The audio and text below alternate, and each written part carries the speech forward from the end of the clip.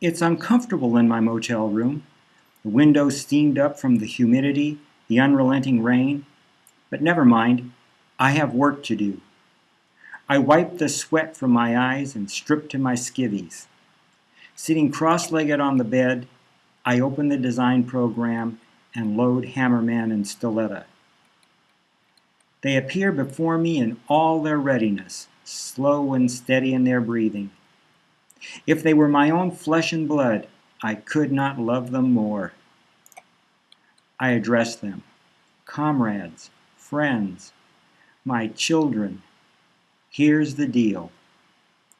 Your mission is about to grow beyond your wildest imaginings because you are capable of a far greater calling than just ripping people to shreds. There's far more to you than the embodiment of mere badass bone breakers that consumers take you for. It's time to envision yourselves operating on a whole nother level, where you lay down mace, machete, machine gun, and pick up the steely sword of justice. Oh, see it shine! Touch the razor edges. Pick it up. Swing it. Feel the heft. Sweet, huh? With this sword of justice, you will lead consumers to a place they've never gone before. Guaranteed or their money back. Believe me, there's no higher calling for an action hero than the opportunity I am creating for you. With this game, I am giving you the power to level the playing field for all of mankind. So, what do you say? Are you with me? They nod, crack their knuckles, and confirming my high hopes for them, they tell me, lock and rock, let her rip. Okay, the name of the game is Stalking Justice. It's a whole new breed of game, and you two are the linchpins. With your superhuman powers, skills, and knowledge, you will empower consumers to snitch on, chase down, corner, trap, judge, and bring to sweet, sweet justice the most vile of evildoers who terrorize us day after fear-ridden day. The game has 8 levels: suspicion, surveillance, pursuit and arrest, accusation, persecution, prosecution, retribution, and redemption. Now, here's how it works. Level 1. The consumer points the finger of suspicion at one or any number of people, and they can be strangers, enemies, friends, mothers, fathers, sisters, brothers, sons and daughters, lovers, workmates, neighbors, whoever. And the beauty of the game is that it doesn't really matter who they finger, because it's open season on anyone and everyone in the whole wide world. And make no mistake about it, these are real people our consumers will be targeting. But let me tell you, it's a lot more fun when they finger a friend, lover, or relative. All suspicions are good suspicions, and the only bad suspicion is one that's inhibited. Our goal is to take consumers to that special place where reality and fiction collide, to bend their minds and emotions beyond anything they've ever experienced.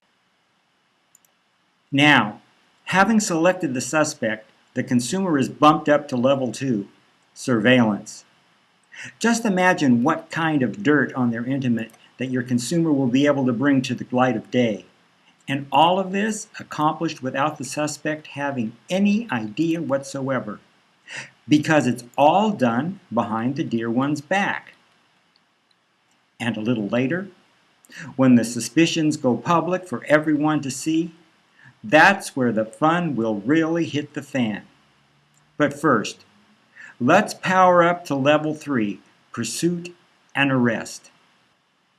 Now, when I say pursuit, I'm talking full budget, top-notch, full def, At gut level, drag 'em, pop 'em, and drop 'em action. No cheaping out in this game.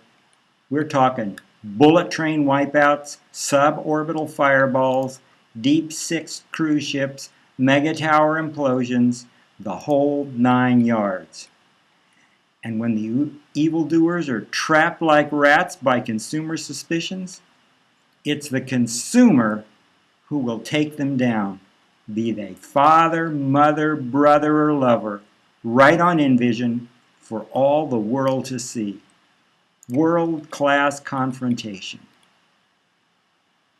By this time, we have the suspect right where we want him, unless he gets killed off at a lower level. But keep in mind, the way the game is designed, this can only happen if the consumer screws things up. And because of the disclaimer at the consumer login, he knows he's fully responsible for any death, damage, or injury that could possibly occur to his game target. So it's only the consumer who has anything on the line. And the consequences for him screwing up? Well, this is a game of skill, so each time he goofs, he has to go back to level 1 and start the game all over. Okay, so by this time, we've bagged the evildoer and we're ready to ratchet up the drama to level 4, accusation. This is where things really get upfront and in your face, where the consumer actually confronts the villain with what he actually did, or plotted to do, or could possibly have been thinking of plotting or doing. As for which of these apply, never mind, because by the time we're at level 4, they're all the same anyway. Now, upward and onward to prosecution. But hold on, I'm getting a little ahead of myself, because you won't be ready for prosecution until you've done your due diligence with persecution. Now, persecution is crucial to game strategy. Our goal is to zero in and get convictions for the very most egregious crimes, especially capital crimes. But you might not quite have all of your ducks in a row yet. You might not have all the dirt you need to nail the bugger to the max. Your investigation may not be complete. As top-notch persecutors, you're going to have to help the consumer apply the maximum pain permissible by bending the law as far as it will go and then some. Always keep in mind that pain and gain go hand in hand. So when it comes to persecution, you're going to pull out all the stops. The key technique is to terrorize the bejesus out of the accused. Teach the consumer the tools of the trade: intimidation, coercion, carrot and sticking, not to mention lying to the accused and other suspects, and stool pigeons, and yes, lying to witnesses too, regardless if they're reluctant or friendly. Oh, and about getting physical with the accused? Not only yes, but hell yes. This game is very physical. Now, some people may call this torture, but I beg to differ. We look at it as extreme encouragement. I mean, considering what these demons are accused of, it's merely kinetic coercion, right out of Physics 101. The principle is straightforward. The more humongous the hammer, the greater the gouge. I know. Some consumers might be inclined to wimp out on this, but if they do, just remind them the whole world is watching, and consumers have their reputations to think about. Remember, you two are the consumer's guides and mentors, but as advisors, you always want to stay out of harm's way yourselves. Never forget rule number 1. It's only the consumer who swings the axe. That way, no one will ever be able to point the finger at you.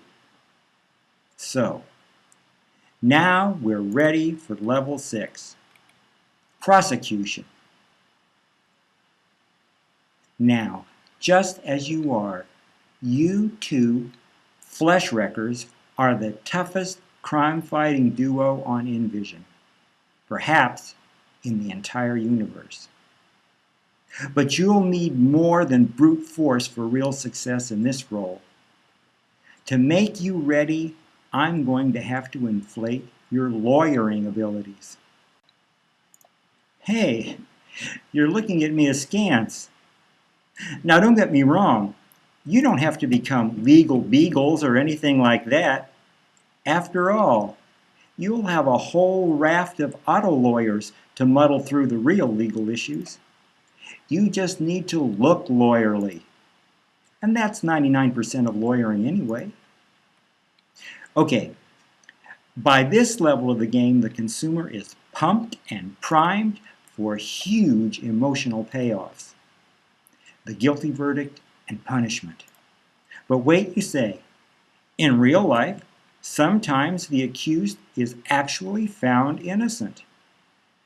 In the real world, even the guilty get off scot-free sometimes. But this is not the real world. This is gaming at gut level. And if the consumer has earned his game points, he will always get his nut off, 100% each and every time. I'm telling you, you do your job right and the consumer will never hesitate to say, "Yes, Your Honor, we find the defendant guilty beyond any reasonable doubt." Moving up to level 7, we get to retribution. Can you feel the excitement? The consumer is almost home. By this time, his fiery indignation at the crimes he thinks he's uncovered is so intense that he must and he will demand the payoff. Because deep down inside, every consumer knows exactly what's been going on here all along. And what's been going on? We have been fanning his bloodlust for slaying evil, real evil. And to do this, there has to be pain, there will be pain, and damn right there should be pain. The question now is, what will the most righteous punishment be? Suffice it to say, the principle of an eye for an eye will get the ball rolling, because our consumer, heart pounding, nostrils flaring, can smell the blood in the air. So when it comes to punishment, just let his imagination run wild. But you might say, hold on. What if the consumer turns out to be so lily-livered that after all of the irrefutable evidence and the guilty verdict and everything, what if even now the consumer lacks the guts to pronounce punishment? Well, Stalking Justice Rule 19 has you covered. When faced with a cowardly consumer, the game simply calls on the criminal to pass sentence on himself. And if it has to come down to that, okay, because even the most hardened criminal understands, at the bottom of his black heart, justice cannot be denied. So now, what everyone has been waiting for, it's time to mete out the punishment. Time to do the deed. But hold on a sec. You're going to love this. Just at the final moment, when the guillotine of fate is poised to bring down the curtain on the condemned once and for all, yes, even at the fatal precipice, hope for something finer still flickers in the hearts of all consumers and viewers alike. Because it's only human nature. Everyone aspires to a higher principle. And why should we sink to the abysmal level of the criminal when pity, love, and compassion can raise us to even greater emotional heights. Now, some might argue, what gives? I mean, it's payback time. To these people I say, simply let the consumer follow his heart. For just as spring flowers follow the rain, contrition brings forth the blossoms of forgiveness and redemption. It's universal. Consumers, viewers, and even the most hard-hearted executioners realize that when the evildoer is truly repentant, and I mean really truly, then even the most heinous crimes can and should be forgiven. And how does the consumer know this for sure? Well, because guidelines for stalking justice say so. Rule 21 states quite clearly, you can cut the villain some slack. But the big question still remains. Will the bad guy prostrate himself before his betters? Will he own up to all the harm he's done and all the harm he might have done? Will he give the satisfaction the consumer hungers for? Will he beg? And the answer is yes. Always yes. Why?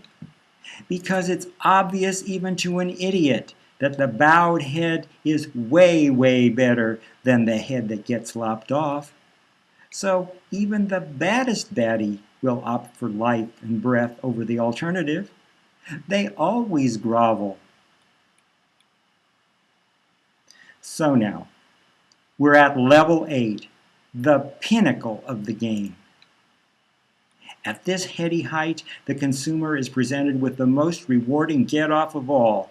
He is allowed to grant the evilest redemption. In accordance with Stalking Justice Rule 27, the consumer is given the power to forgive and forget. No questions asked, no strings attached, no qualms, anyway, whatsoever. And what consumer wouldn't jump at this? After all, we're probably talking about a felon the consumer holds near and dear. Most likely, the criminal is his spouse, mother, brother, or lover. So sure, the consumer will jump at the chance to let the scoundrel off the hook. After all, the consumer is only human. So, in the end, the pardon is granted with tears and hugs and thumbs up all around. Everyone gets off, the consumer, the redeemed, as well as the viewing audience. Everyone leaves the experience with a clean taste in his mouth, while still thirsting for more justice at the next go-round. In a nutshell, Stalking Justice is seething with emotion, chock full of duty, honor, compassion, love, and pity. The whole crime-fighting criminal justice palette finally integrated into one thrilling, at-gut-level experience. Whoever said consumers can't have it all? So, you guys, what do you say? Hammerman and Stiletto holler, "Hoo-yah!"